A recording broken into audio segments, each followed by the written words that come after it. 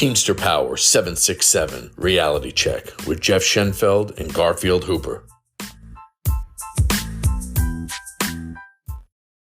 This is Teamster Power 767 Reality Check. I'm Jeff Schenfeld. And I'm Garfield Hooper. And today we're going to be talking about the Family Medical Leave Act. FMLA provides certain employees with up to 12 weeks of unpaid job-protected leave per year.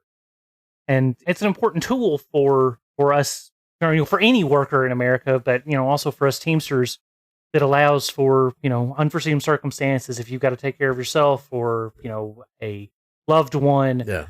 And protects your job, protects your insurance, and things like that. Things you don't want to have to worry about when you're dealing with family issues. Yeah, and it is unpaid, but it's another option to short-term disability and whatnot. You can have it intermittent as you want. You can take it a block of time, but what the problem is, I think that not enough people know about it, and not enough people go through the process, right? Yeah, and or the company just UPS decides, oh, we're just gonna we're going to give them discipline because it didn't come through and this and that. But so bottom line is, again, 1,250 hours, 1 year of continuous service. You call up for the paperwork. It's the Hartford group. And you once they send it over, you're temporarily approved for 15 days. 15 days, yep. Okay, you go to your doctor, get it filled out. Get it filled out correctly, too. How many days you might, if they're intermittent, how many you might need per week. Yeah. Okay. And it's important because, in the past, I know I've seen people, once a month. Well, if you really needed it, maybe 2-3 times a week. Yeah. Always nice to have a cushion there just in case something comes up. Yeah, you never know. For almost my entire career, I was an intermittent FMLA because my mother had cancer. Yeah. Matter of fact, why I took the job originally was because, it was part-time and allowed me to take her to appointments and take care of her during the day. Yeah. It was a process when I figured out the whole FMLA thing. Her doctors were obviously more than happy to fill it out and, put whatever on there. And they're originally the ones that came to me and was like, look, if we're talking about appointments, we're going to need like twice a month, but if something comes up, we don't want you to be questioned. So like, we're going to put that you need 5 days a month on here just to cover you. And towards the end, it was like, look, we're giving you the maximum, 10 days a month, whatever it takes. Mom's oncologist at UT Southwestern, I can't say enough good things about those guys. They really helped her through the end of it. But, I didn't, through my career, and a lot of people are dealing with it now, is, they want to take your entitlements. They take your vacation days. And like, it's important that the contract says they may do it. Yes. They don't have to. So when they say they're taking your vacations, they're doing it because they want to. They're not doing it because they have to. Well, yeah. And years ago, they didn't. The company didn't know a lot about it years ago. Yeah. I was on it for a couple of years and, we had to keep track of our time. It wasn't like, it wasn't like it is now. You can call up or you can, you just. Yeah, there's a website. Yeah, there's no website to put it in. They don't have to. You're right. They don't have to. I know a lot of companies that don't. Yeah. But now they do. But the problem is they'll do it for some and not for others. Yep. And you have to, it's got to be uniform through the whole district for company. Yeah, I never had any of my entitlements taken for the first, probably ever up until the last, probably up until like 2019, 2020 is when they started talking about taking vacations. Yeah. And I always told people, is like, this is what I do. I was like, I use all my option days for whatever I need. Yep. Early on, I fill out the FMLA paperwork, I get that started. Yeah. And then, usually by the time that runs around, I'm already run through my first vacation or whatever. Used to, they could take everything but 1 week, and now it's 2 weeks. Yes, in the contract, we got it. That's 2 weeks you get to keep in the bank. To be fair, it shouldn't be any. No, it shouldn't. It should be up to the employee. If I need to use my vacation to take care of somebody, I should be able. It should be my choice. Absolutely. If I don't need that and I want to save my vacation for going off and doing some stress relief or whatever later on, then I should be able to keep that. The company shouldn't take it just because I'm having a family emergency. Sure, but of course, like UPS does, once they caught on, they're like, no, we're gonna go the hard way. We're not gonna make it easy for them. We're gonna do this, and it's there for a reason. FMLA, and they try to make it like it was years ago. They try to make it like it's a bad thing. Oh, you're taking FMLA. Yeah. Well, I had a manager who tried to, fire me because I I used it. I came in and, I wasn't feeling well. This is before start time. And I said no. And he was going to try to give me progressive discipline. Okay, really? I mean, it came down to, we got the Department of Labor involved. I think once you come down to it, they're violating the law. No, they exactly. We got the Department of Labor involved, and he was ultimately demoted from a center manager into the preload. Well, we dealt with that in our center last year. We had a driver who is unfortunately dealing with a very severe case of cancer with his mother. I believe from diagnosis to when she died was like 70-something days. Jeez. But it was really bad. It was around peak. He had come to me and asked me about FMLA, and I'd told him about it. But there had been some sort of a mix-up where he hadn't actually gotten on it or something, and then something came up while he was out en route, and he had to take his mother to the hospital. Yeah, and no question. Yeah. He called him and said, "Hey, I'm going to use FMLA. I've got an emergency I've got to deal with." And they said, "If you bring that truck back, we're going to fire you." Okay, I mean, he's got FMLA. And he of course called me freaking out, and I said, "Well, look," I was like, "You need to take care of your family." Yep. So I want you to call and make sure you've got FMLA. I want you to call Hartford right now, and if you don't have it, just make sure you get on it right now, because as soon as you sign up, that's when your 15 days start. Yep. Absolutely. And I said, I'm going to call Dave, and I called Dave and got him and Vinny involved, and we dealt with that. We dealt with that for a couple of days, but it was a huge thing for him, because when you're dealing with an emergency, whether it be with your child, a parent, sibling, anyone, anybody in the family, you shouldn't have to worry about getting fired because you have to take care of your family. No, no, it's just so beyond me. And this whole incident, we got district HR involved. Yeah. From my understanding, the management in our building didn't get bonuses last year as a result of it. Oh, well. And that center manager is no longer in our building. I don't know where he is, but I know he got demoted to preload. Yeah. And then now he's gone. So yeah. And it's wrong. And here's the thing what the company does is they say, okay, we're going to fire you. Well, you have a family member dying or who's sick, you go do what you have to do. Yep. You know how bad the company will look if they fire you for that? Yeah. And you're communicating with them, and that's the biggest thing. Yeah. You're communicating on top of that. So, I mean, why would you not just go do what you have to do? They almost want to test you. Yeah. Oh, it's obviously wasn't that bad if you didn't want, if you're not going. Yeah. So you need to go and do what you have to do.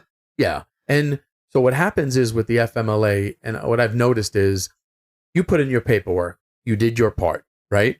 And the manager will say, I know this happened at one of the buildings I was helping someone. Oh, the paperwork didn't come through, so you're not approved. Whoa. They were approved. They have the paperwork to show they are, just because the company didn't do their part. Yep. And it wasn't sent down and didn't communicate with Hartford. That's not our problem. Nope. But they tried to make it. They give discipline. Yeah. And you can't be giving discipline for it. No. Plus, what happens is, again, you have that 15 days. They don't know that. Most of the managers don't know that and whatnot. And you might get denied at first. Let's say you don't have the hours, right? Yeah. Well, that's federal FMLA. There's still, UPS FMLA, which is half the time. It's 6 weeks. Yeah. Okay. And I mean, it's 625 hours also, but you're denied for the federal, and right away they're like, no, you've been denied. That's it. You don't have any other choices. But no, there's a UPS FMLA also. And once again, I said this in a previous podcast. I don't know how they sleep at night. I don't understand how you could be like, oh, my child or my parent or my significant other is, sick and I need to take care of them. No, fuck you. We're going to fire you. Yeah. I mean, come on. I mean, it's what kind of person do you have to be? Yeah. No, I mean, that's exactly it. And what they do is they make, when you put the paperwork in and whatnot, they make it difficult on purpose so you don't do it. Yeah. And, I've helped a lot of people over the years. You've helped a lot of people over the years. And it's something everyone needs to know. It's your right. If you meet those requirements, you can have FMLA. And another thing most people don't realize is that you can have a restricted hours as a point, because that's what I did towards the end of my mom's life. Absolutely. As I said, look, I don't mind coming into work. I know she's sick. She's in hospice. We're taking care of her. I've got somebody coming in, a nurse coming in that's taking care of her and all that stuff. But I don't want to get home at 9:00. Give me 8 hours. Yep. If I get off between 8 and 9 hours every day, like, you won't hear a peep from me. Absolutely. And it took about 6 weeks for me to get to the point across that, look, I will bring packages back to this building. Yep. Dispatch me here. Listen to me when I tell you I'm not dispatched, because I'm not going to work over this. Like, I could bring it back at 8. Mm-hmm. I'm not going to do that. Yeah. I could walk back in this building at 6 o'clock and say, the rest of this is your problem. Mm-hmm. I'm at my FMLA limit. I'm not going to do that. But if I can I'm off between like 6:30, like, I'm going to be fine. Yeah. And I'll go home. I'll be able to cook dinner, spend time with my mother, and it won't be an issue. Yeah. But, like UPS does, they like to push you, and, sometimes you've got to push back. You've got to understand when you've got not only the Teamsters behind you, but you've also got, federal law behind you. Like, this was pre-approved. Like, a separate entity from UPS decided that this is what, this is the paperwork was filled out. This is what this driver needs. This is what this person needs. Yep. From you. Like, UPS doesn't get to decide that they're wrong. UPS isn't doctors. No, they're not. And they always like to try to act like they're doctors. But also, you're allowed to take a half day. Yeah, absolutely. It's actually in that calendar that when you go on the website, you can mark it as a half day. And they used to say years ago, I had someone, one of the labor managers, tell me, no, you can't take a half a day. Betcha I can. And I do that. I say that because I understood I was violated my FMLA. So moving forward, I understood it even more. Yeah. Okay. So you tell me I can't. Yeah. He had to wind up apologizing to me for doing that. Yeah. I mean, I would have preferred him just understanding, do the right thing so you don't have to apologize. Yeah. And also, chances are, like, take the stance that, you don't know everything. You're a center manager. You're here to run this center. If a steward is telling you how something works, chances are that steward knows more about it than you do. Yeah. No, absolutely. No, it's the truth. But they want to make it like they know everything, but they don't. Yeah. Okay. Just like they don't know about a lot of the routes. The drivers know about the route, but that's something else. Yeah. I just, if anyone ever needs help, just ask a steward, call your BA. Yeah. Just go to departmentoflabor.org. Monica Phoenix up at the hall. She'll have a lot of that information as well. Like, if for some reason you can't get a hold of a steward, or her extension's 101, I believe. Yeah. Call up to the hall and talk to her. She'll be happy to explain any of that stuff to you. But there's always a solution to these types of problems. Mm-hmm. Like, you're not going to get hung out to dry because you have a family member that's sick. Reach out to somebody.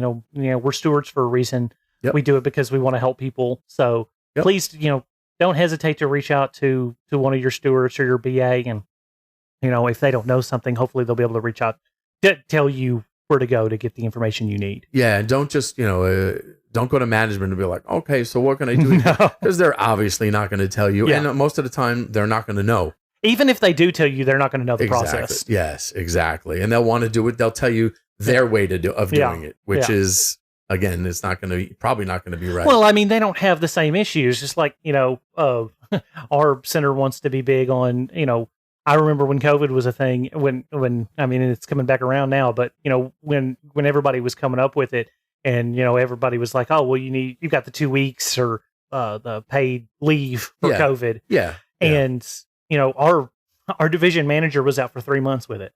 Yeah. But he wants to discipline people. Of course. But he wants to discipline people if they're out sick for, a day or two. But it's like, I'd love to throw that back in. And it's like, how many times were you written up when you were out for 3 months with COVID? Exactly. Yeah. Yeah. It's that's a whole nother monster. Yeah. Maybe sometime we talk about that. That's a whole nother monster. Yeah. But, we just, today we just wanted to get a couple of things across and know that you have options, whether it's FMLA, short-term disability, whatnot, intermittent, whatever you need to do, there's options. So you call someone from your local, you speak to your steward, business agent, Monica Phoenix at the hall. Just please do that and find out, get all the information you can. Yeah.